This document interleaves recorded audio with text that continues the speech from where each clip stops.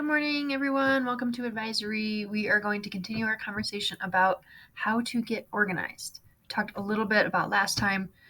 Where are you on the scale from 1 to 10 in terms of organization? So it's a good place to start. Okay, now we're going to talk today a little bit more about how we clear out the clutter. Okay, so people actually make a living being professional organizers, right? Because people need sometimes guidance on how to organize their stuff. So they get paid to clean like closets and garages and offices. Or the advice that they always give is start by getting rid of the things that you don't use, that don't serve you anymore. Okay, so we're going to talk about some examples. Then we're going to think a little bit about how we can clear out our own clutter, okay? So Susie is in ninth grade, and her bedroom is in bad shape. She really needs to find her biology homework to turn it in tomorrow. We talked about, if you do the work and you spend all the time on the work, it doesn't really matter, right? As long as you don't, if you don't turn it in, you don't get the points. So in her case, she's looking for her biology homework, and if you take a look at her room, it seems quite messy. Okay, so what I want you to think about when you look at this photo is how can you help her organize her room?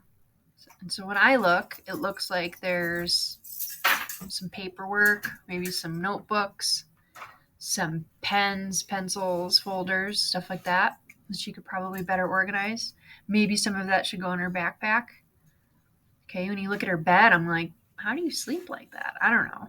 It looks like there's makeup, maybe some stuff, right? Looks like a hair dryer, a brush, I don't know.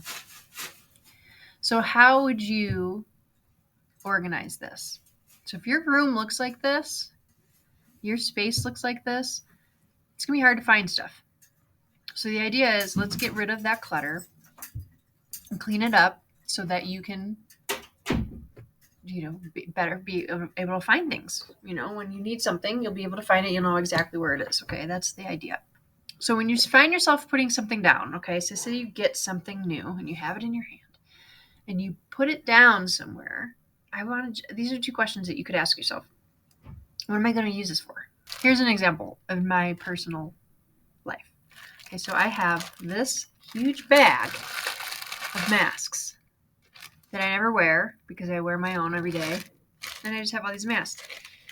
And so what I do is I just shove them in my drawer, which makes it harder to find anything else because it takes up all this room, right? When will I use it? I might need it in the future. Who knows what the future has in store, right? This, hopefully is the end of, or coming to the end of this pandemic. But we never know. So it'd probably be best to hold on to these. So what I will do is I will put them in this baggie and I will put them somewhere. So it's not just like swimming around in my desk, right? I can put them somewhere away where I don't need them right now, so I can put them somewhere where I can get them later, right? That's just a small example. What am I going to use this for? When will I use it? Okay, those are the type of questions you should ask yourself when you get something new. Is it going to just add to the mess? So getting rid of the clutter can help with your organization, which is why we're talking about it. Sometimes this means we have to get rid of some things. So I'm not going to get rid of those masks because I might need them in the future, but I can put them somewhere else, right, where they're not in my way, right? When I think of stuff at home, I tend to I collect clothes, right? I go to Goodwill and I'll buy like a bunch of clothes and then I just shove them in my drawer. And each time I'm like, I have too many clothes. I need to do something about this. So for me, something that I could do to better organize my drawers at home is I can donate some. I can pull them out. I could make more room in my drawers. I can fold them a little nicer. Okay, but what I really could do is get rid of clothes that I no longer wear. So for you, this might be something like throwing away papers that you no longer need, right? Okay, so what I want you to reflect on are what are some things that you can throw away or donate today? So yeah, just give that a little thought.